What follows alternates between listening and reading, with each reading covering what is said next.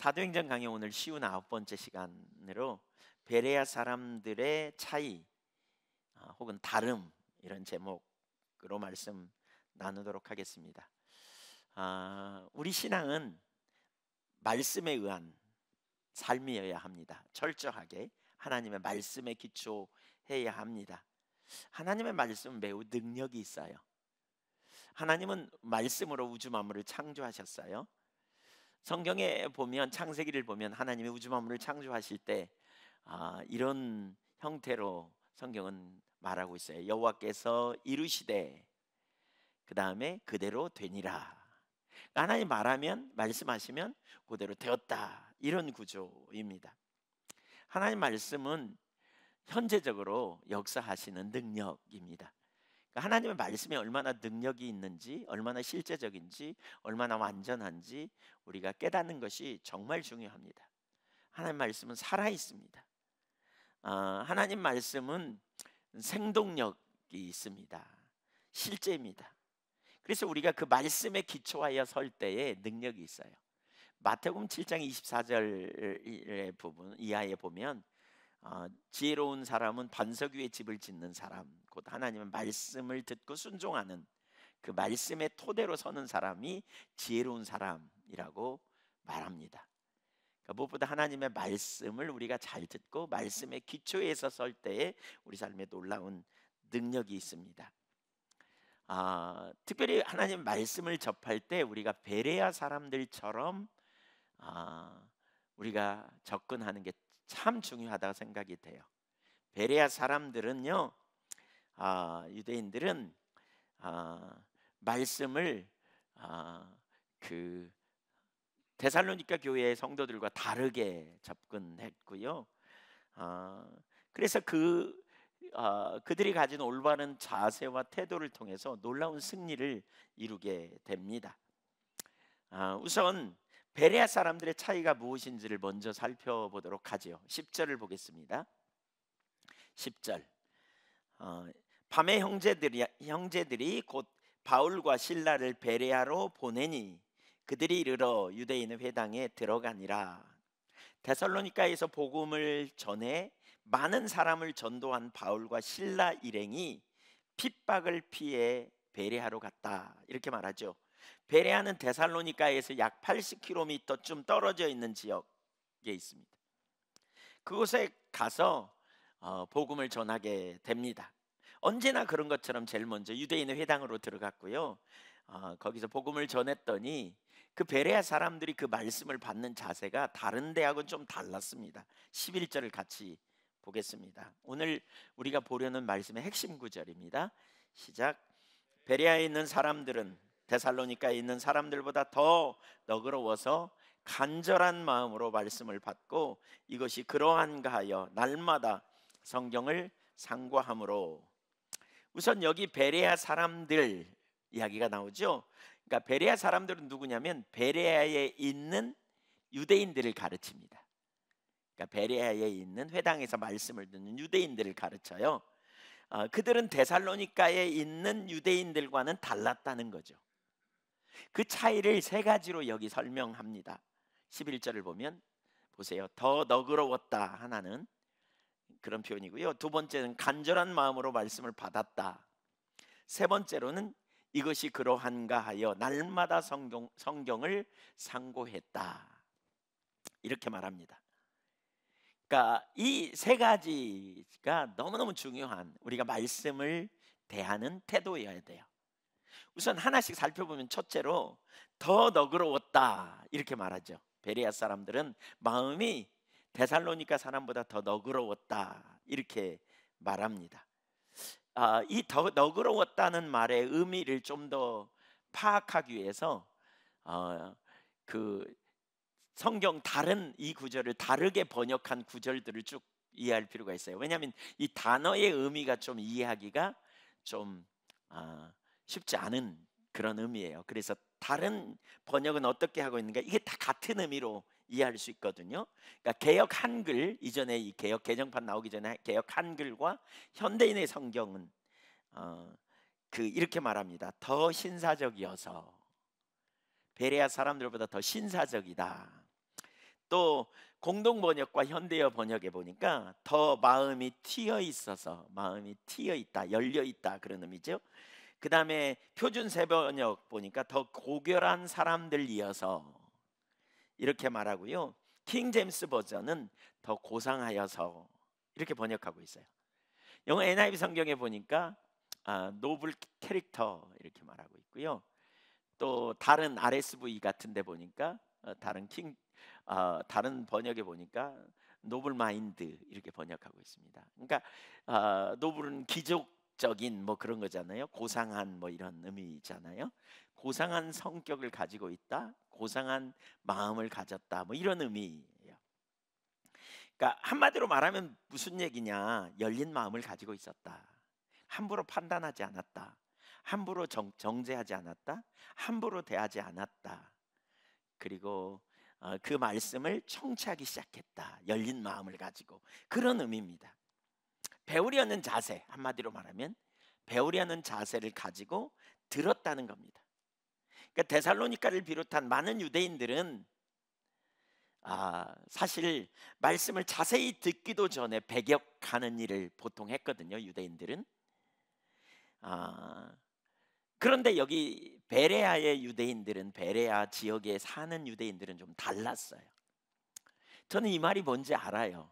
제가 그 중국에 가서 사역을 감당할 때 이 동북 삼성 쪽에 있는 목회자들과 많이 이렇게 말씀을 나눴는데, 거기 가서 말씀을 나눴는데 이렇게 참 어렵더라고요. 어떤 때는 이렇게 선입견을 가지고 있고 또 뭔가 좀 기대하는 바가 좀 다르다 그럴까? 그래서 말씀을 통해 엄청 은혜는 받는데 그 다음에 가면 원위치돼 있는 느낌이 들고 막 그런 시간을 되게 많이 가졌어요.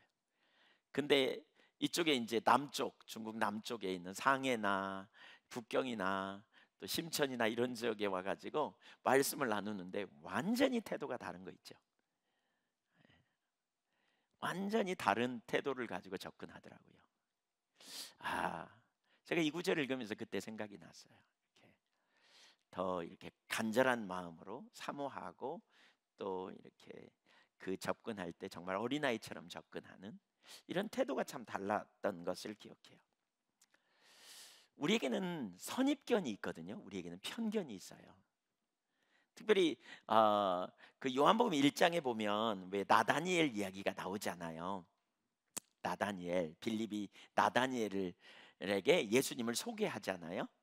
그랬더니 나다니엘의 첫 번째 반응, 예수님의 이야기를 듣고 첫 번째 반응이 뭐냐면 나사렛에서 무슨 선한 것이 나겠는가 이렇게 반응합니다. 우리 저기 방송실 미안하지만 좀 울리는 것 같아요. 안 울리게 좀 해보면 좋겠어요. 약간 울리죠? 여러분 울어요? 조금 울리죠? 네. 아니, 저만 울리나 싶어서. 네. 네. 이제 괜찮으세요? 잘 들리죠? 아까보다 훨씬 그래도 약간 좀 더 울리는 것 같은데. 네. 그러니까 우리는 우리 안에 있는 그 우리의 보는 태도나 우리의 삶에 있어서 참 조심해야 될 영역이 있다는 거죠. 우리가 아는 것이 부분적이라는 거예요. 우리가 지엽적으로만 알다는 거죠. 그러니까 우리가 얼마나 부분적으로만 알고 있으면서 전체를 알고 있다고 착각하는지 몰라요. 한마디로 우리는 우리의 무지함을 인식하고 겸손한 태도를 가지고 자꾸 하나님 앞에서 배우려는 자세를 갖는 것이 너무너무 중요해요. 베레아 사람들이 그랬다는 거죠. 왜 그런 이야기가 있잖아요. 예, 제일 무서운, 이 세상에서 가장 무서운 사람은 책을 한 권도 안 읽은 사람이 아니라 딱 한 권 읽은 사람이다 그러잖아요. 한 권 읽었기 때문에 그것만 진리라고 생각하기가 쉬운 거죠. 그러니까 거기에만 머물 수 있는 거죠. 우리의 눈이 부분적으로 보거든요. 그래서 우리가 정말 하나님 앞에 겸손함으로 우리가 자꾸 은혜를 부어달라고 구하고 하나님을 찾는 자리로 자꾸 나아가야 된다는 거죠. 그때 우리는 어떤 태도를 취할 수 있느냐? 더 너그러운 태도, 마음이 트여 있는, 혹은 더 신사적인 이런 태도를 우리가 취할 수 있다는 것이지요. 두 번째, 이 구절에서 주목할 단어는 간절히 받아들였다는 거죠. 말씀을 간절히 받아들였다라고 합니다. 여기 간절한 마음으로라는 말은 파세스 프로디미아스라는 단어인데, 프로디미아스라는 말은 열심히 자진해서 준비된 이런 의미고요. 그러니까 열정이에요. 열심히 스스로 준비하고 막 찾고 막 구하고 이런. 근데 거기 파세스란 말은 모든이라는 뜻이 있어요. 그러니까 베레아 사람들은 준비된 마음을 가지고 굉장히 열정을 다해, 모든 열정을 다해 말씀을 받아들였다는 거예요. 모든 열정을 다해 말씀을 받아들였어요. 그러니까 베레아 사람들은 말씀을 굉장히 사모하고 열심히 받아들였어요. 물론 여기 중요한 건 무조건적인 받아들임이 아니에요. 그 뒷부분에 보면 말씀이 그러한가 하여 연구하며 받아들였다 그랬거든요. 그러니까 이 태도가 되게 중요하죠. 저는 여러분에게 이걸 여쭤보고 싶어요. 여러분의 우리의 신앙의 척도를 볼 수 있는 아주 중요한 한 가지는요, 내가 하나님의 말씀을 어느 정도 무게감으로 받아들이고 있냐는 거예요. 여러분, 하나님의 말씀이 여러분에게 어떤 정도의 무게감으로 오는지 스스로 살펴보면, 나는 지금 내가 믿음에 있구나, 아니면 내 신앙은 아직도 문제가 있구나, 이런 게 좀 보일 거예요. 하나님이 우리에게 말씀하셨다고 볼 때에 그 말씀을 내가 어느 정도의 무게감으로 받아들이는가. 여러분, 성경이 하나님의 말씀인 걸 믿으시죠? 네. 설교를 통해서 하나님이 우리에게 말씀하실 수 있다, 성경을 통해 말씀하실 수 있다 그러잖아요. 개인적으로 내게 주시는 말씀으로 받아들일 때 내가 그 말씀 앞에 내 삶을 조정하려는 준비를 하고 있는지, 아니면 내가 기꺼이, 왜 저는 그걸 생각할 때 이런 생각이 들어요. 그러니까 사무엘상 3장에 보면 3장 10절에 보면 그런 표현이 있거든요. 10절인지 하여튼 거기 보면 이런 말이 있죠. 왜 엘리 제사장에게 사무엘이 이제 주님이 부르시는 것을 알고 엘리 제사장이 사무엘에게 이걸 가르쳐요. 주께서 말씀하시거든 주의 종이 여기 있나이다 말씀하옵소서, 이런 자세를 가르치죠. 하나님 말씀 앞에 듣는 자세. 그러니까 저는 이 구절을 생각할 때 꼭 이런 게 생각나요. 그 높은 분이 태척마루에 우리 옛날 양반 딱 서 있어요. 그 앞에 종이 부복하고 있는 거예요. 말씀만 하옵소서 제가 순종하겠나이다. 이런 태도, 하나님의 말씀 앞에 우리가 이런 태도가 사실 필요하거든요. 이런 태도를 가진 사람이 있는가 하면 어떤 사람은 뭐냐, 한번 말씀해 보세요, 들어보고요, 뭐 이런 거죠. 혹은 어떤 사람은 에이 그렇게 누가 살아, 말씀은 그렇고 삶은 다르지, 사회생활을 안 해봐서 그래. 하나님의 말씀이 여러분에게 어떤 무게감으로 오는지 생각해 보세요. 여러분이 진짜 존경하고 사랑하는 분이 여러분에게 하는 말의 무게와 그냥 별로 안 친한 어떤 친구가 여러분에게 하는 말의 무게와 근본적으로 다릅니다. 이 저울에다 올려놓으면 이 무게감은 근본적으로 달라요. 우리 중심에서 하나님의 말씀은 어떤 정도의 무게감으로 있는가, 어떤 정도의 가치가 있는가를 보면 내 신앙이 내가 지금 어떤 상태에 있는가를 볼 수 있어요. 옛날에는 하나님의 말씀이면 전부였는데 지금은 그 말씀을 한번 들어보고요, 뭐 이런 자리로 우리가 갈 수 있단 말이에요. 자기 중심으로 돌아가면 쏜살같이 그 자리로 가는 거 아세요? 그러니까 하나님을 사랑하면 하나님의 말씀을 존중히 여기는 자리로 가는데, 나눠지면 이렇게 가볍게 여겨져요. 그래서 하나님의 말씀을 하나님을 우리의 삶의 주인 삼고 말씀을 존중히 여기는 삶이 되지 않는 자리로 가버리는 거죠. 여기 베레아 사람들 지금 그 말씀을 어떻게 받아들였는지 보세요. 어떻게 받아들였다고요? 적극적으로 환영하고 그 말씀을 받아들였대요. 여기 받다라는 단어를 보면, 영어 단어를 보니까 모든 영어 성경에, 제가 본 모든 성경은 이렇게 번역하고 있어요. receive. 베레아 사람들은 하나님의 말씀을 사모하였고 간절한 마음으로 열정적으로 그 말씀을 받아들였어요. 그러니까 이게 매우 중요한 태도인 거죠. 이걸 뭐라고 말할 수 있느냐면 영적 수용성이라고 말하고 있어요. 하나님의 말씀을 내가 받을 준비가 되어 있는가 하는 거예요. 그러니까 우리가 영적으로 성숙하지 못하는 이유 중에 하나는 하나님의 말씀을 이런 태도로 받지 않기 때문에 우리가 영적으로 성숙하지 못하는 거예요. 에이든 토저 쓴 하나님을 추구함이라는 책을 보면 그 책 71쪽에서 이렇게 말합니다. 왜 어떤 사람들은, 그러니까 이 하나님 추구함 책은 정말 좋은 책입니다. 많은 분들이 기독교 교전이라고 받아들이는 책인데요. 왜 어떤 사람들은 다른 사람들이 하지 못하는 방법으로 하나님을 발견하는가? 하나님은 왜 자신의 임재를 어떤 이들에게는 나타내시면서 다른 수많은 사람들은 불완전한 그리스도인 경험 후 반조명 속에서 고토하게 내버려 두시는가? 물론 모두를 향한 하나님의 뜻은 같다. 하나님은 그의 가족 안에 총알을 두시지 않는다. 차별을 두지 않는다, 그 말입니다. 그가 그의 자녀들에게 해주신 적이 없는 일 모두를 그의 자녀에게 자녀 모두를 위해 해주려고 할 것이다. 그렇다면 차이는 하나님께 있지 않다, 우리에게 있다. 그러면서 좀 띄어서 그들이 공통적으로 갖고 있는 한 가지 중대한 자질은 영적 수용성이었다. 영적 수용성이라고 나는 감히 제의한다. 그들은 하나님을 향해 무엇인가가 열려 있었고 무엇인가 그들로 하여금 하나님께로 향하도록 강권했다. 그들에게는 영적 자각이 있었고 그들의 삶 가운데 최대의 것이 될 때까지 그것을 연마했었다. 그들이 내적 갈망을 느꼈을 때 그것에 관해 무슨 일인가를 했다는 점에서 그들은 보통 사람들과 다르다. 그들은 평생토록 지속될 영적 반응이라는 습관을 습득했다. 그러니까 하나님 말씀하시면 즉각 반응하는 이 습관을 습득하게 되었다, 그럽니다. 그들은 하나님의 말씀에 반항하지 않았다.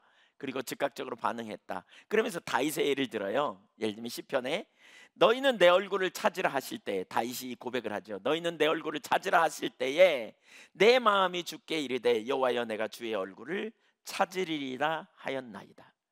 하나님의 말씀에 소중히 여겨, 말씀을 무게감을 가지고 여겨 즉각적으로 믿음으로 반응하고 나갔다는 거예요. 즉각적으로. 그러니까 영적 수용성이 있었던 거죠. 있는 그대로 받아들인, 말씀을 소중히 여긴, 어린아이처럼 사모함으로 받아들이는 이 자세가 우리가 하나님의 말씀을 대하는 매우 중요한 두 번째 자세라는 거예요. 이 자세가 여러분 모두에게 있기를 축복합니다. 누가복음 18장 16절 이하를 보면 그 어린아이에 대한 얘기를 해요. 그러니까 어린아이를 예수님이 불러 가까이 하시죠. 어린아이를 데리고 와서 기도해달라고 안수받기를 원하니까 제자들이 막아요. 그랬더니 예수님이 제자들을 물리치고 그들을 가까이 불러가지고 이르되 뭐라 그러냐, 어린아이들이 내게 오는 걸 용납하고 금하지 말라. 하나님 나라는 이런 자의 것이다. 어린아이에게 오시래요. 하나님 나라는 어린아이 같은 자의 것이다 그랬어요. 그러면 그 특징이 뭔지 그 다음 구절을 보면 그렇게 말해요. 뭐라 그럽니까? 누구든지 하나님의 나라를 어린아이와 같이 받아들이지 않는 자는, 여기 받아들이다는 단어가 리시브예요. 수용하는 거예요. 있는 그대로 받아들이는. 그러지 않는 자는 결단코 천국에 들어가지 못하리라. 하나님의 말씀의 무게감, 존중이 여김, 사랑함, 있는 그대로 받아들임, 배고픈 아이가 젖을 받아들이듯이 있는 그대로 받아들이고 수용하는 이런 태도가 되게 중요하다는 거죠. 있는 그대로 받아들임. 엄마가 주는 걸 어린아이는 그냥 받잖아요. 그냥 우유병에 담아가지고 흔들면 그냥 먹고 싶어서 그러다가 그냥 삼키잖아요. 예, 그게 크게 막 뭔가 쓰거나 뭔가 다른 맛이 있지 않는 한 그냥 받잖아요. 그냥 그러한 수용성이 있다는 거죠. 겸손히 수용하는 자세. 주님의 말씀을 이렇게 사모하는, 하나님의 말씀을 이렇게 소중히 여기는 이 태도가 하나님 나라 백성의 삶이에요. 하나님 나라 백성의 올바른 자세예요. 여러분, 주님의 말씀을 그렇게 사모하고 갈망하는 중심이 저와 여러분 안에 있기를 간절히 소망합니다. 이 태도가 있어야 우리의 삶에 변화가 일어나요. 이 태도가 있어야 우리의 삶이 자꾸 변해돼요. 자꾸 새로워져요. 다 아는 거야. 에이, 말씀대로 누가 살아.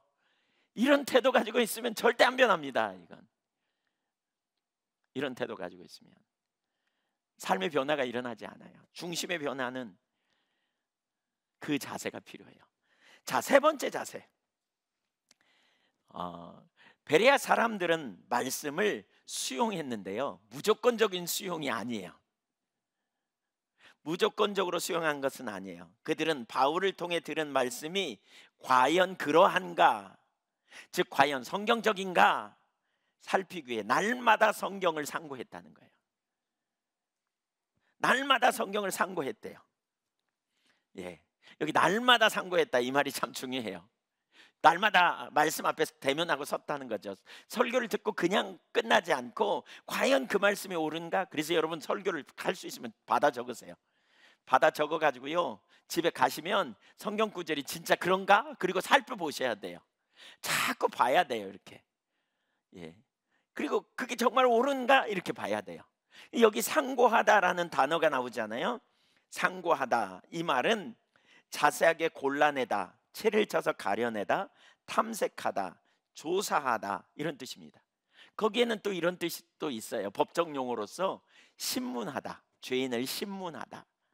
그러니까 여러분 요즘 그 검사 이런 분들이 데리고 가면 어떻게 해요? 그냥 막 12시간씩 검사하잖아요. 막 조사하잖아요. 막 샅샅이 뒤지면서 살피면서.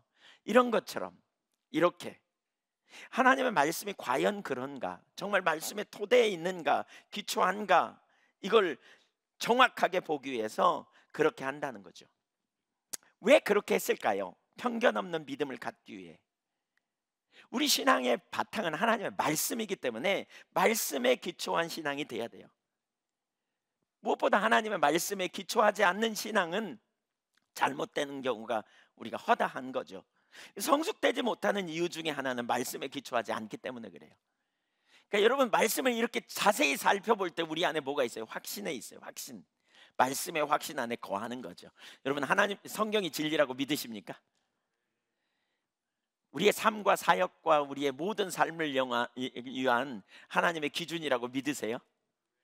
그 디모데후서 3장 17절에 보면 16절에 보면 성경은 우리를 바르게 교훈하게 옳다, 그러니까 우리를 교육하게 옳다 그러면서 뭐라 그러냐, 교훈과 책망과 바르게 함과 의로 교육하게 옳다 이런 표현이 있거든요. 거기 바르게 함이라는 말은 하나님의 기준으로 세우는 것을 의미해요. 다림줄 같이 그 기준으로 세우기에 올바르다 그런 의미거든요.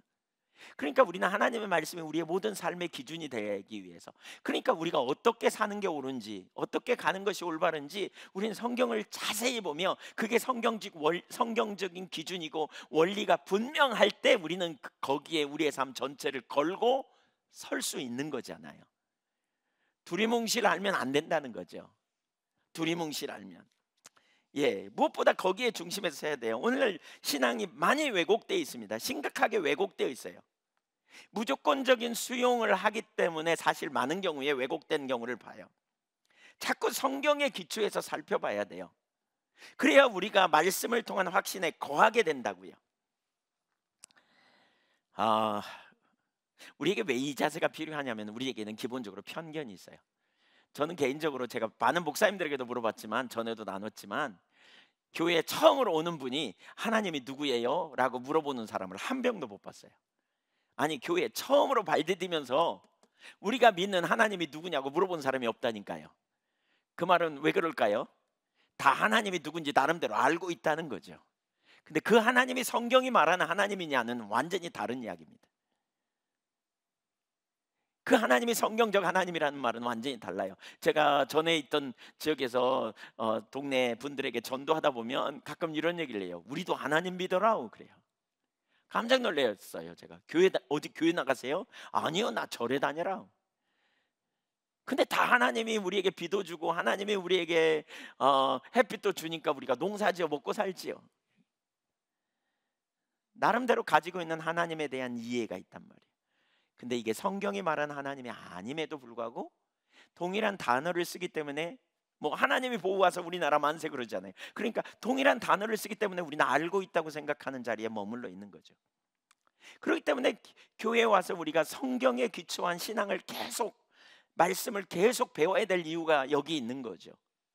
우리가 나름대로 가진 사고를 가지고 신앙생활할 때 엄청난 편견이 자기식의 이해를 가지고 있음을 통해서 엄청난 편견으로 하나님의 말씀을 올바로 이해하기가 어려운 거죠.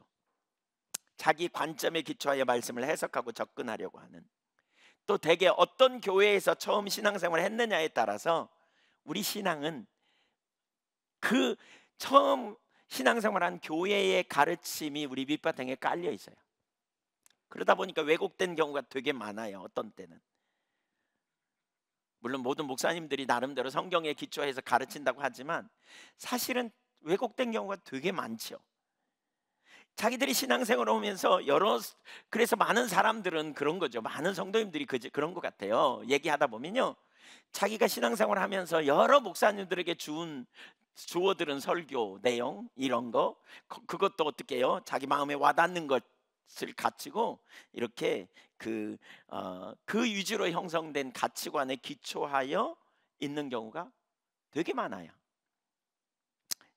예를 들면 성령의 은사에 대한 얘기만 해도 그래요. 성령의 은사에 대한 이야기. 그러니까 이미 끝났다고 주장하는 분들이 상당히 있습니다.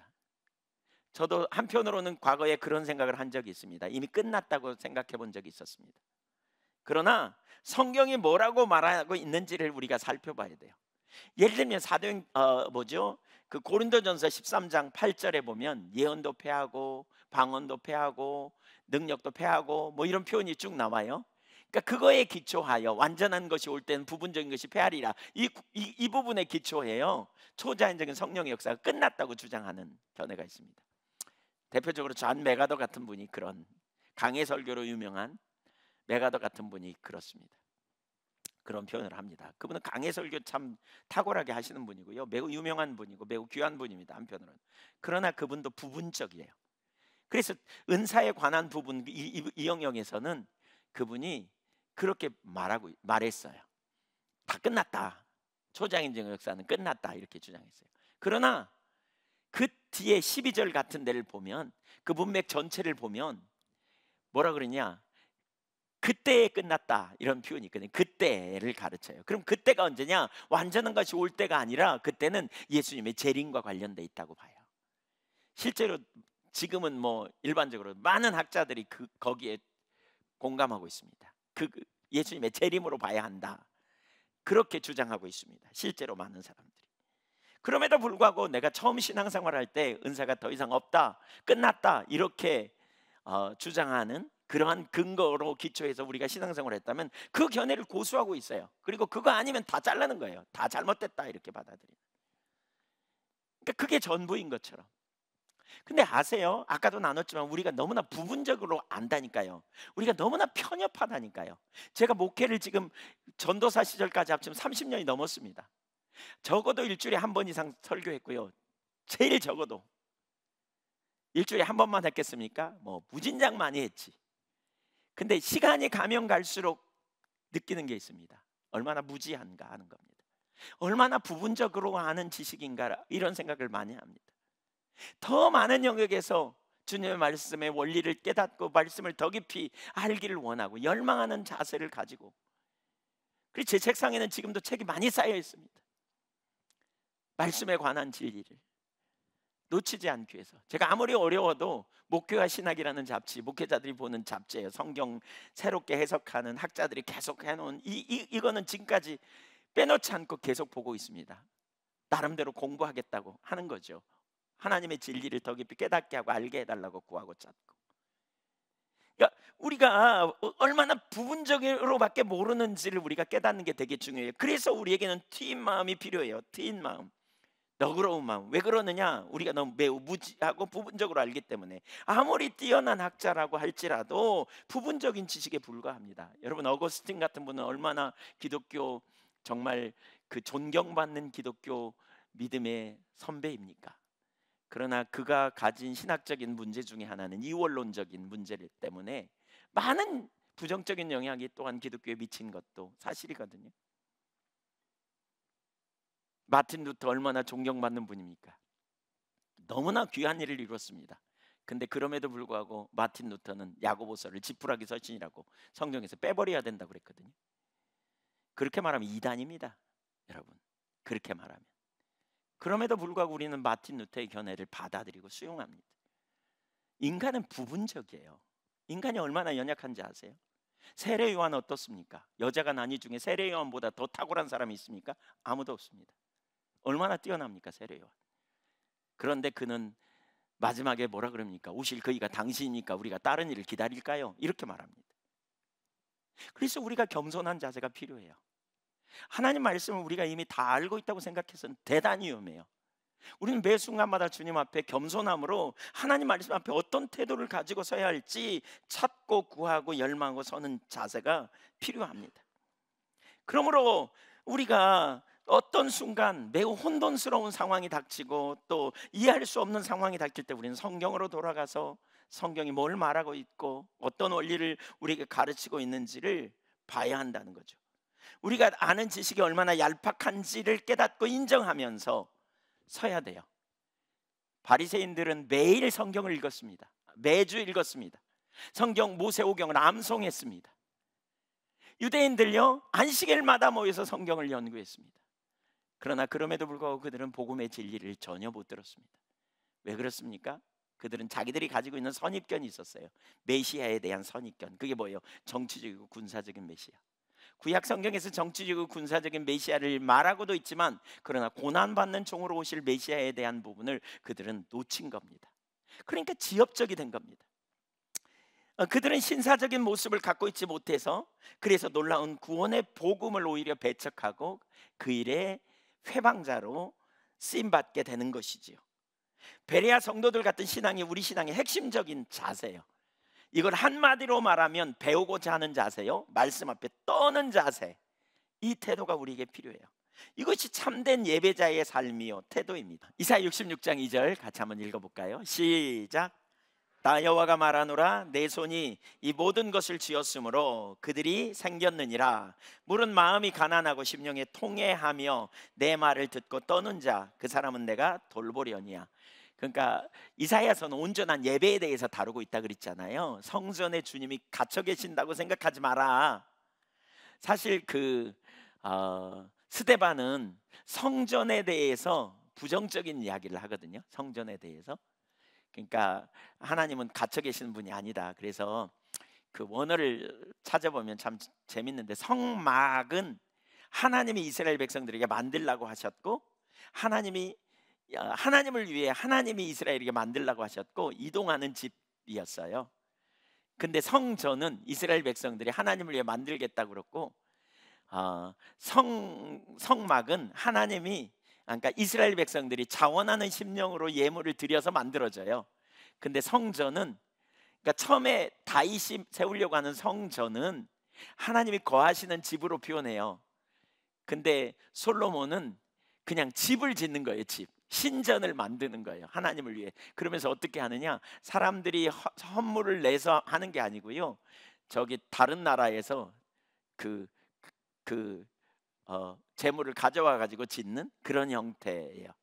그러니까 사실 교회 우리 시대의 신약의 교회는 성막에 기초한 교회로 우리가 이해하는 게 되게 중요해요. 하나님이 임재하시는 그런 교회들로 있는 게 되게 중요하죠.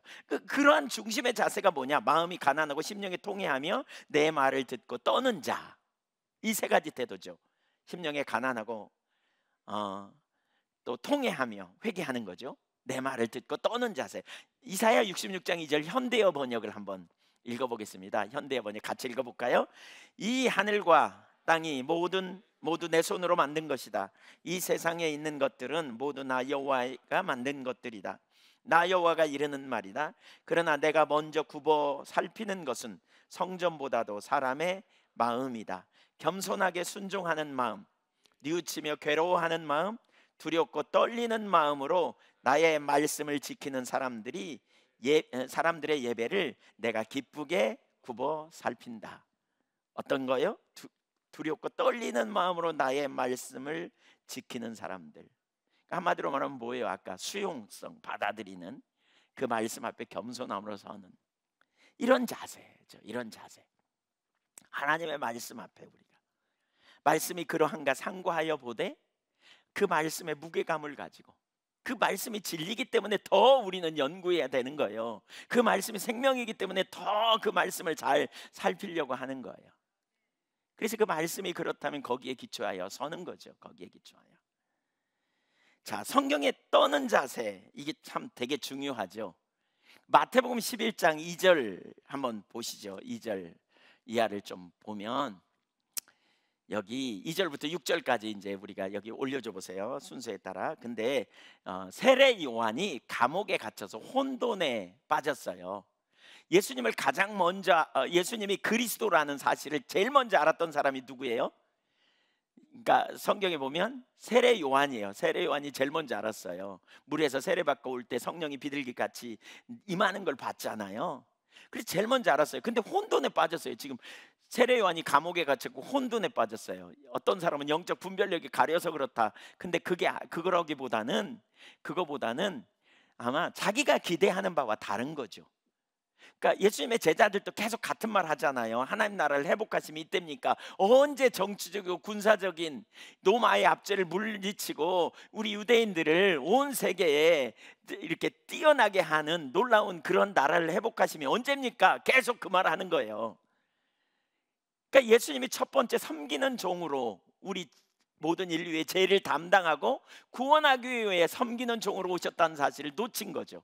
그러니까 혼돈에 빠졌어요. 예수님이 하시는 걸 보니까 막 질병을 고치고 막 말씀을 전하되 막 사람들을 말씀의 영적인 진리로 깨닫게 하고 너무 좋긴 한데 메시아에게 기대하는 것은 정치이고 군사적인 메시아였거든요. 근데 그렇지 않은 걸 보면서 혼돈에 빠졌어요. 그래가지고 이렇게 질문합니다.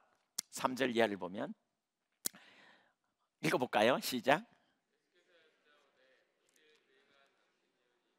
우리가 다른 일을 기다려 오리까. 여러분, 저는 이걸 보면서 아주 중요한 태도를 배워야 된다고 생각해요. 우리가 혼돈에 빠질 때는 물어야 돼요. 사실 우리는요, 저도 마찬가지일 수 있고요, 여러분도요, 우리는 이미 선입견을 가지고 있어요.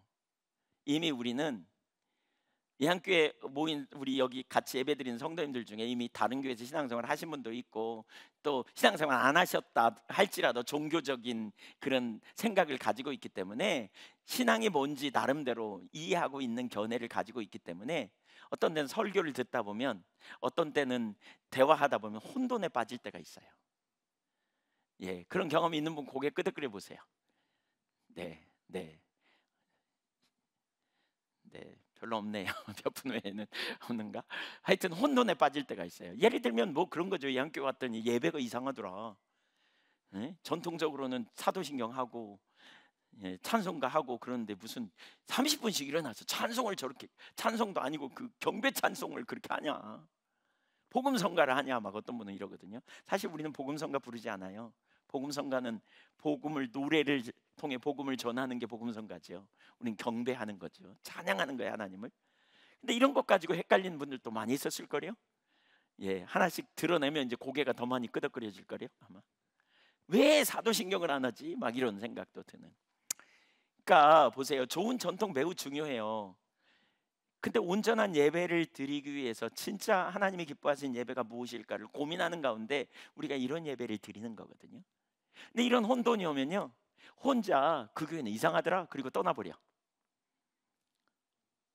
그리고는 시험에 들어. 아무한테도 말하지 않고. 여러분, 그건 합당하지 않은 자세예요. 그러니까 우리는 신앙생활 하다 보면 갈등이 오거든요. 말씀에 혼돈이 올 수 있어요. 이해할 수 없는 일이 일어나요. 그때 뭐 해야 되느냐? 이 세례요한과 같은 자세를 취하는 게 되게 중요해요. 예, 말씀이 그러한가? 그래서 사실은 여러분, 목회자를 세운 게 저는 그거라고 생각해요. 목회자는 뭐예요? 목회자도 똑같이 주님의 양이기도 하지만 다른 한편으로는 목회자를 뭐라 그래요? 목자라 그러잖아요. 양을 돌보는 목자. 무슨 의미예요? 돌봄이 필요하다는 말이에요. 그러니까 문제가 있으면 같이 나눠야 돼요. 대화해야 돼요. 대화해서 어떻게 해요? 혼돈을 제거하고 어떤 관점에 있는지, 무엇이 성경적인지 찾아가는 거죠. 근데 저는 이게 매우 중요한 태도라고 생각해요. 매우 중요한. 혼돈이 있을 때 뭐가 문제인지, 어떻게 해야 되는지, 어떤 견해에서 그렇게 봐야 하는지 보는 거죠. 세례요한이 자기가 감옥에 갇혔기 때문에 직접 못 가고 제자들을 보냈어요. 오실 그이가 당신이니까 우리가 다른 일을 기다릴까요? 그랬더니 예수님이 뭐라 그래요? 거기 예수님이 뭐라 그래요? 읽어보죠. 4절 이하에 예수께서 대답하여 이르시되 너희가 가서 듣고 보는 것을 요한에게 알리되, 그 다음에 5절 보세요. 맹인이 보며 못 걷는 사람이 걸으며 나병 환자가 깨끗함을 받으며 못 듣는 자가 들으며 죽은 자가 살아나며 가난한 자에게 복음이 전파된다 하라. 여러분 이 말씀이 이게 뭐냐면요, 예수님이 지금 무슨 일을 행하는지를 쫙 설명하거든요. 근데 그 설명하면서 요약을 하는데 이사야 35장에 있는 말씀과 이사야 61장에 보면 메시아에 대한 예언된 그 말씀을 예수님이 행하고 계셨다는 걸 보여주세요. 성경이 그러한가? 이렇게 생각하는 그에게 성경적인 원리를 가지고 대답해 주는 거죠. 성경적인 말씀의 근거를 가지고 정확히 일을 하고 있다 지금. 그러니까 오실 그이가 그인가 아닌가 네가 판단해 봐라, 이렇게 말하는 거죠. 그러면서 그 다음 6절을 보세요. 6절에 이렇게 말합니다. 예, 시작. 누구든지 나로 말미암아 실족하지 아니하는 자는 복이 있도다 하시니라. 왜 실족해요? 예수님에게 왜 실족해요? 예수님 때문에 왜 실족해요? 예수님이 자기들의 기대와 달랐어요. 십자가의 도가 유대인에게는, 헬라인에게는 미련한 것이 유대인에게는 거치는 것이다. 고린도전서 1장 18절에 보면 그런 표현이 있잖아요. 십자가의 도가 왜 유대인에게는 걸려요? 성경에 보면 구약 신명기에 보면 이런 표현이 있거든요. 나무에 달린 자는 저주받은 자다, 이런 표현이 있어요. 십자가형은 저주의 형벌이라고 여겨요. 그런데 예수님이 십자가에 달려 죽어버렸어. 그러니까 유대인들에게는 딱 걸리는 거예요. 이미 걸렸어요. 뭐 때문에 걸려요? 이걸 스티그마라 그러죠. 십자가가 스티그마예요. 스캔들론, 걸려 넘어지게 하는 통로가 된다는 거죠. 그러니까 딱 선입견이 생겨갖고 무슨 나무에 달려 저주받은 자가 구원자야, 이렇게 여긴 거죠. 성경이 뭐라 그랬어요? 그의 찔림은, 그가 십자가에 달려 죽으심은 누구의 죄악 때문에? 우리의 죄악 때문에, 우리의 저주 때문에. 이렇게 이사야 53장 열린 마음을 가지고 성경을 본다면 완전히 다른 눈으로 볼 수 있는데 그들은 그 선입견을 가지고 대하게 되는 거죠. 그래서 혼돈에 빠지는 거죠. 이미 가진 편견에 기초하여 서기 때문에 실패하는 거죠. 그러기 위해서 우리가 베레아 사람들과 같은 그런 차이를 가지고 있어야 한다는 거죠. 이 세 가지 자세가 너무너무 중요합니다. 너무너무 중요합니다. 우리가 하나님의 말씀에 기초한 신앙을 갖기 위해서 우리는 세 가지 자세. 첫 번째 무슨 자세? 열려있는 자세. 두 번째 무슨 자세? 간절한 마음으로 말씀을 수용하는 거죠. 받아들이는 거죠. 말씀에 대한 무게감을 가지고 하나님 말씀이 올바르니까 확신을 가지고 내 삶을 조정해 가리라는 그러한 자세. 여기에 함께 가야 될 반드시 필요한 자세는 성경이 그러한가, 말씀이 그러한가 하여 성경을 산과하고 성경에 기초하여 나아가는 삶의 태도를 가져야 한다는 것이죠. 기복신앙이 심각하잖아요. 기복신앙이 심각해요. 제가 그런 얘기를 들었어요. 여기 앉아 계시는데 말씀해도 어떨지 모르지만 괜찮을 것 같아요. 네. 과거에 11조를 막 많이 하셨다고. 그 왜 그러냐? 목사님이 그렇게 심으면 복 받는다 그러니까, 그만큼 주신다 그러니까 하셨다고. 그렇게 생각하고 하시는 분들이 많아요. 근데 그 과연 성경적인가를 본다면 전혀 합당하지 않습니다. 사실 그건 잘못된 겁니다. 근데 제가 만약에 그런 입장이라면 그걸 믿고 헌금하고 그걸 믿고 이렇게 순종했는데 그만큼 안 줘. 그러면 하나님에게 좀 섭섭한 마음이 생길 것 같아요. 성경에 그렇잖아요. 30배, 60배, 100배로 결실을 얻으리라, 심으면 받으리라, 뭐 이런 말씀 인용해가지고 하면 말씀이 그렇다고 생각되기 때문에 우리가 무비판적으로 수용하죠. 또 목사님을 존중하기 때문에 우리가 그렇게 받아들이죠. 근데 진짜 그 말씀이 그러한가를 우리가 살펴보지 않으면 결국 전혀 하나님과 상관없이 행하다가 결국 그것 때문에 우리가 뭘 하느냐? 하나님을 원망하고 하나님에 대한 불평하는 마음을 갖게 되면 심각해지는 거죠, 이건. 그래서 우리가 진짜 겸손함으로 말씀에 기초한 신앙을 자꾸 살펴보고 서야 되는 태도가 우리에게 너무너무 중요하다는 거죠. 베레아 사람들처럼 다 우리 그 자리에 설 수 있기를 축복합니다. 아멘. 열린 마음의 자세를 가지고요, 내가 부분적으로밖에 몰라, 내가 지엽적이야, 내가 함부로 판단하지 않을 거야, 열린 자세를 가지고 들으면서 또 어떻게 해요? 수용하는 거겠죠.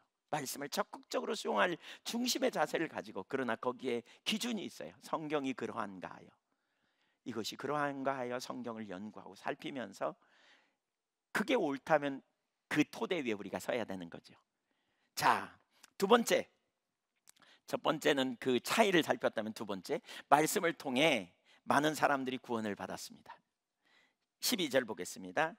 시작. 그 중에 믿는 사람이 많고 또 헬라의 기브인과 남자가 적지 아니하나, 왜 다른 지역의 유대인들은 복음을 들었을 때도 구원을 받지 못했는지, 왜 여기 베레아에 있는 유대인들은 많은 사람이 예수를 믿게 되고 구원을 얻었는지, 우리는 그 차이를 지금까지 살펴봤어요. 세 가지 얘기 나눴죠. 마음이 열려 있었다. 두 번째 뭐였다? 간절한 마음, 수용성이 있었다. 말씀의 중요성, 그리고 성경이 그러한 걸 상고했다. 우리가 이렇게 돼야 돼요. 그 결과 많은 사람이 믿음을 갖게 되고 부흥이 일어난 거죠. 교회가 부흥됐어요.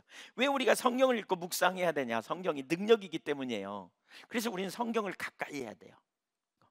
자, 디모데후서 3장 15절을 한번 볼까요? 디모데후서 3장 15절. 그러니까 우리가 성경을 부지런히 사실 읽고요, 성경에 가까이 해야 돼요. 네, 시작. 또 어려서부터 성경을 알았나니 성경은 능히 너로 하여금 그리스도 예수 안에 있는 믿음으로 말미암아 구원에 이르는 지혜가 있게 하느니라. 믿음으로 말미암아 구원에 이르는 지혜가 있게 하였다. 성경을 주신 목적이 뭐냐? 모든 사람들로 하여금 구원에 이르게 하는 지혜를 얻게 하려 함이라. 지혜를 얻게 하는. 네. 그러니까 성경을 읽을 때 우리가 구원을 얻는 거죠. 성경을 읽을 때. 그래서 초신자들이 성경을 읽는 게 되게 중요해요. 말씀을 듣고요, 말씀을 강의하는 자리에 자꾸 나오셔야 돼요. 들으셔야 돼요. 근데 그뿐만이 아니에요. 기록된 하나님의 말씀 성경을 통해서 우리는 영적인 성숙을 이루어요. 그리고 준비되어져요. 16절 17절을 계속 읽어보겠습니다. 16절 17절 디모데후서 3장 16절 시작. 모든 성경은 하나님의 감동으로 낸 것으로 교훈과 책망과 바르게 함과 의로 교육하기에 유익하니, 이는 하나님의 사람으로 온전하게 하며 모든 선한 일을 행할 능력을 갖추게 하려 함이라. 여러분, 성경은 하나님의 감동으로 됐다 이렇게 말하면 어떤 사람은 우리가 1.1획도 틀림없이 하나님의 말씀이다 이런 말을 문자주의에 빠지기가 참 쉽거든요. 문자주의에. 그러다 보면 지엽적인 구절에 우리가 묶이기가 쉬워요. 어떤 한 구절, 그러면서 그 구절을, 근데 그 구절의 앞뒤 문맥을 봤더니 이건 마귀가 한 말이야. 근데 우리는 그 말씀을 하나님이 하신 말씀이라 이렇게 생각하기가 쉬워요. 여러분, 하나님의 말씀이라고 말할 때 그 전체적인 부분에서 이해해야 돼요. 과거에 그 이렇게 어떤 경우에는 누가 저한테 감동이라고, 하나님이 주신 감동이라고 보냈는데, 제가 그 구절을 보니까 마귀가 말한 얘기 중에 한 토막을 가지고 하나님 주신 감동이라고 이렇게. 그건 아니거든요. 그러니까 우리가 문자주의에 빠지는 걸 조심해야 돼요. 이렇게 성경 원리를 이해해야 돼요. 전체적인 문맥에서 이해해야 돼요. 그러니까 최소한 한 장을 읽든지 그 구절이 뭘 의미하는지 이렇게 폭넓게 보려고 자꾸 해야 돼요. 성경은 성령의 감동이에요. 확실한 하나님의 말씀을 저는 믿음으로 100% 확신하고요, 제가 그렇게 살기를 결단하고 있어요. 그것 때문에 엄청 많이 씨름했던 사람이에요.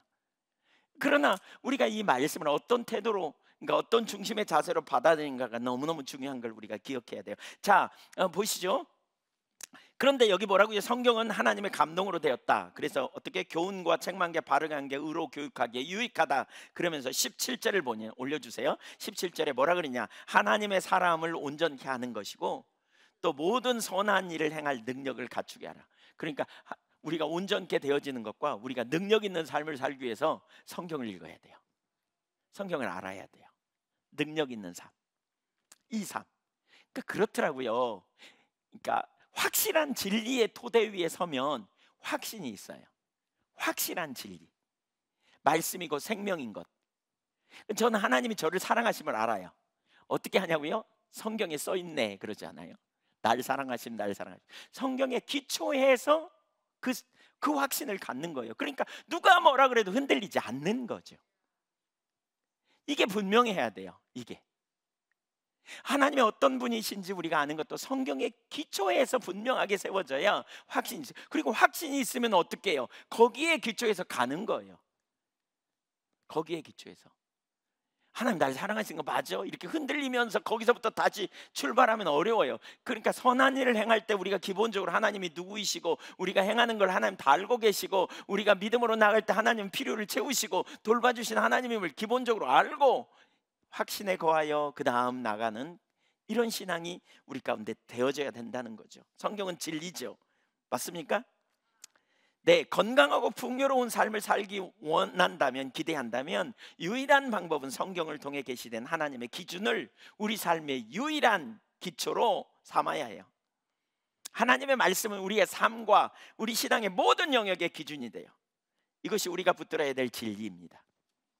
곧 하나님의 말씀이 우리의 모든 영역의 총체적 진리, 곧 혹은 통전적 진리라고 말합니다. 한번 따라주세요.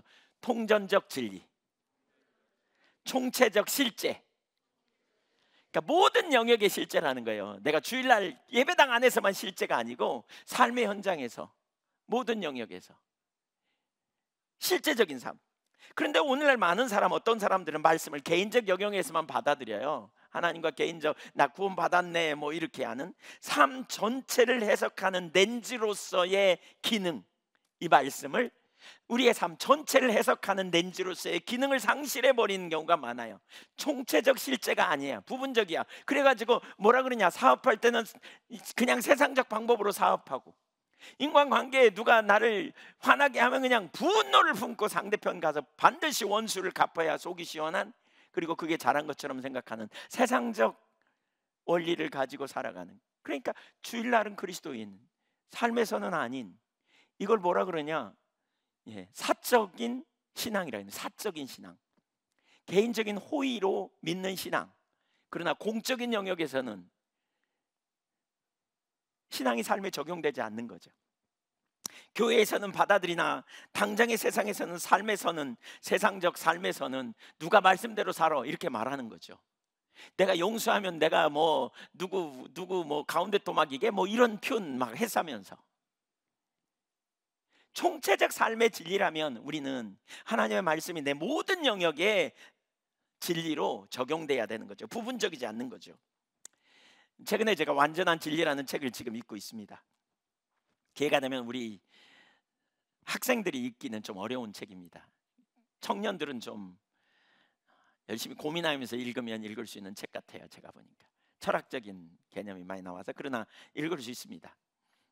그 책을 읽는데 거기에, 그 책에서 이런 얘기를 해요. 오랫동안 인도 선교사였던 네슬리 뉴비긴의 글을 인용하면서 이렇게 말합니다. 종교는 인간의 경험 전체를 이해하는 방식, 그러니까 신앙은 우리 인간 전체를 이해하는 방식, 총체적인 세계관이라고 말합니다. 그러면서 뭐라 그러냐, 인도나 아프리카의 그리스도인은 신앙 따로 삶 따로가 아니다. 하나님의 말씀이 인간의 경험 전체를 이해하는 방식이다. 그러니까 예수 믿는 사람은 삶을 하나님의 눈으로 해석하는 거죠. 이 세상을 그렇게 해석하는 거예요. 그러니까 세계관 전쟁이라는 책에서 이태희 목사는 이렇게 말해요. 하나님의 진리는 교회 안에서만 통용되는 종교적 진리가 아니다. 하나님의 진리는 가정 안에서의 진리요, 사업장에서의 진리며 학교 교실에서의 진리요, 실험실과 연구실에서의 진리요, 법원과 국회의사당 안에서의 진리다. 하나님의 진리는 온 세상을 다스리고 있는 우주적 진리다. 프란시스 셰퍼는 이렇게 말합니다. 기독교는 몇 가지 형태의 진리들이 아니라 대문자 T로 시작되는 진리다. 절대 진리라는 거예요. 신앙적인 부분에서만 해당되는 것이 아니다. 우리 삶의 모든 영역에서 총체적인 실제이다.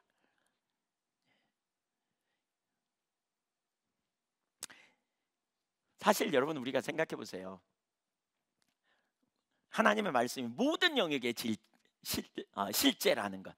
근데 이제 이게 오늘날 우리 가운데 되게 많이 가려져 있거든요. 지금 그 이유 중에 하나가 어거스틴이나 또 토마스 아퀴나스 같은 기독교 신학자들이 철학자들의 영향을 받으면서 이원론으로 자꾸 나눠버렸어요.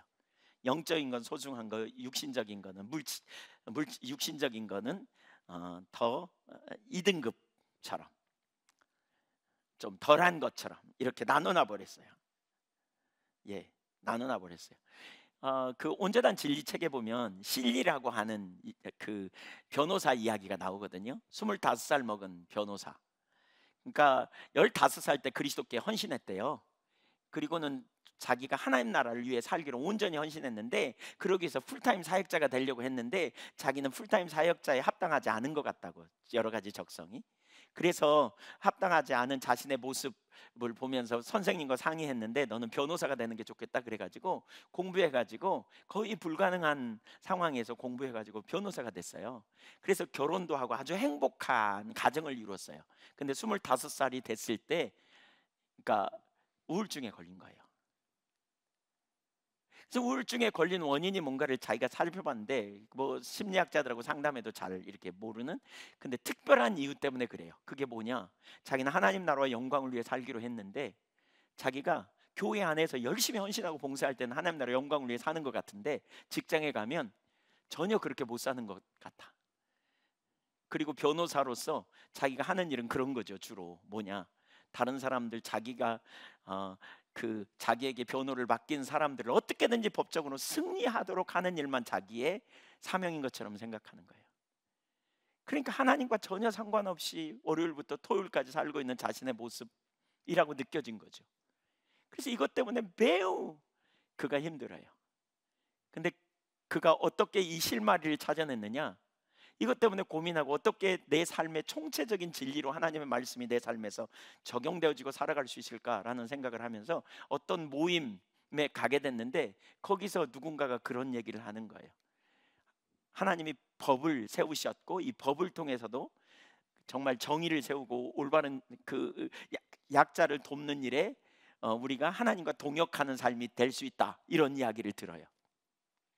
그러면서 그가 자신의 삶을 이전에 바라보는 자신의 삶, 변호사, 밥상 위에 더 좋은 반찬을 올려놓기 위하여 변호사 밥벌이로 일하는 게 아니라, 더 좋은 차를 타기 위해 일하는 게 아니라 자기가 하나님 나라의 영광을 위해 삶의 현장을 하나님께 영광 돌리는 삶으로 살기로 선택하고, 그렇게 했더니 정말 그런 영에 정말 많은 약자들을 돕고 또 정의를 세우는 일을 했고, 또 그러면서 이 사람은 다른 자기 후배나 이런 사람들에게 이렇게 하나님 나라의 일터에서 하나님이 우리의 주인 되시고 우리도 하나님과 동역자로서 우리 하나님 나라를 넓히는 일을 하게 됐다고 고백하며, 그러면서 그 삶에 놀라운 변화가 일어나는 거죠.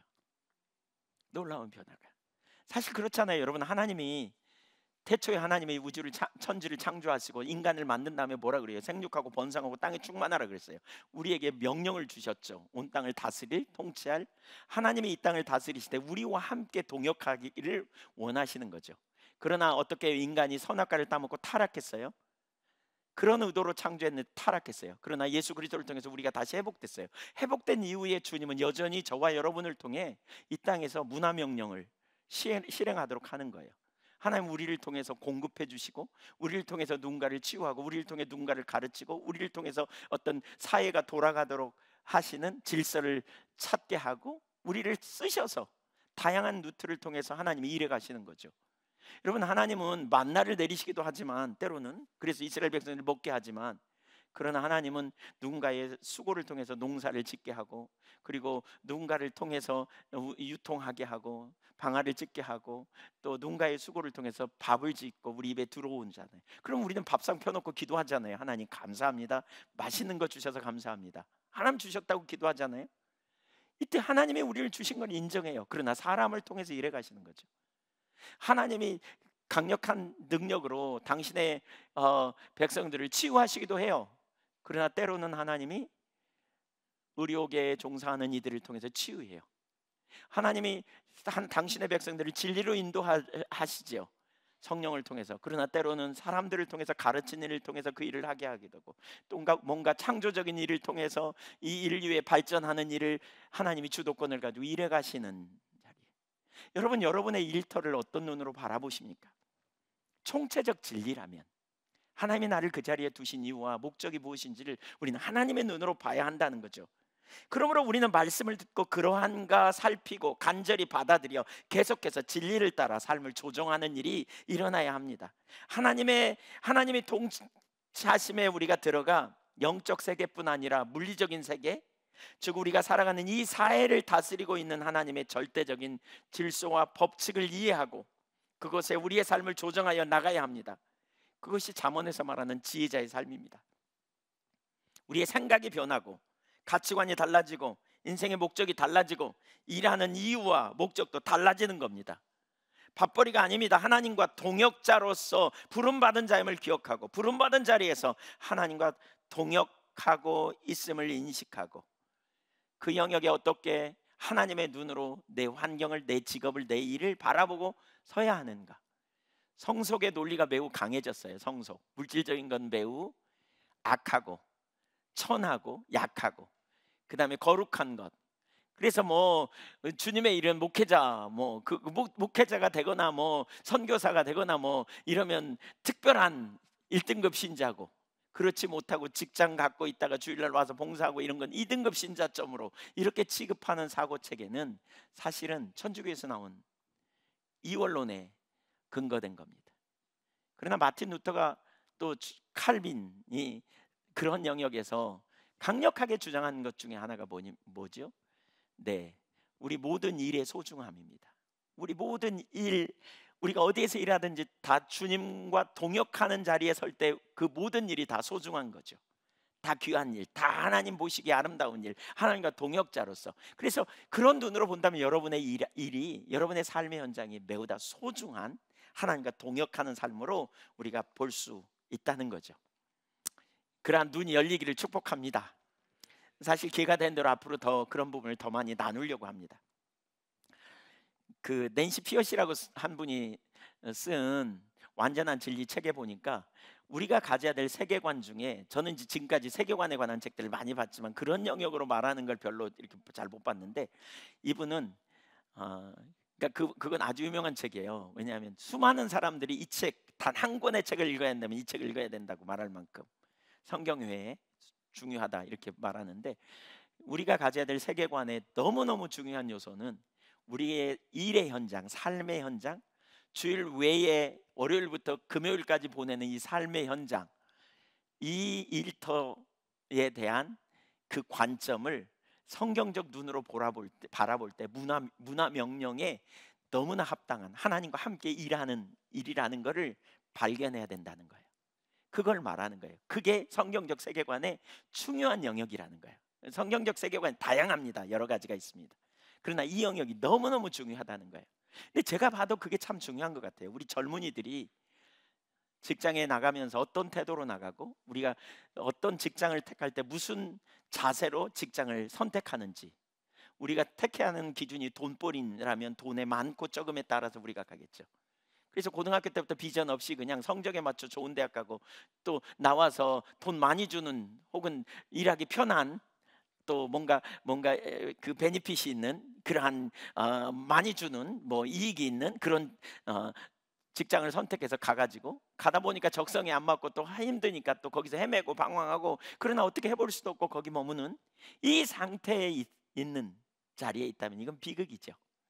하나님의 기준 가운데 하나님이 우리를 이 땅에 두신 목적과 의도가 무엇인지를 더 깊이 깨닫고, 우리는 창조 명령에 따라서 하나님이 우리에게 주신 재능을 따라, 하나님이 우리에게 주신 비전을 따라 우리의 삶을 조정하고, 또 하나님이 이미 여러분을 그 자리로 이끄셨다면 이끄신 그 자리에서 우리를 부르신 하나님의 뜻과 의도와 목적이 무엇인지 더 깊이 깨닫고 나아가는, 여러분이 여러분의 있는 삶의 현장에서 일하고 하나님의 영광을 드러내는, 그러니까 여기서 말하는 하나님의 영광이라는 말은 모아서 신우에 조직해갖고 우리끼리 예배드리고 거기서 어떻게 주변 사람들 전도할까, 여기에만 초점이 있는 게 아니고요, 그 일 자체가 소중하다는 거죠. 하나님 나라의 영광을 위해서 이 일 자체가 얼마나 소중하고 귀한가 하는 거예요. 주님의 이름으로 우리가 보내심을 받은 자로서 어떻게 섬기는가, 이 일 자체가 너무너무 소중한 것임을 발견해야 되는 거죠. 발견해야 되는 거죠. 그리스도인으로서 선한 영향력을 끼치는 정도의 말하는 게 아닙니다. 내가 하는 일 자체 하나하나가 너무너무 소중하고 하나님과 함께 동역하고 있다는 사실을 인식하는 거죠. 그 자리에 설 수 있기를 축복합니다. 우리가 그 자리에 더 한번 따라해주세요. 하나님의 말씀은 통전적 진리다. 총체적 실제다. 어디서나 우리는 이 말씀을 적용하고 갈 수 있는 거죠. 어디서나 그 실제적인 말씀.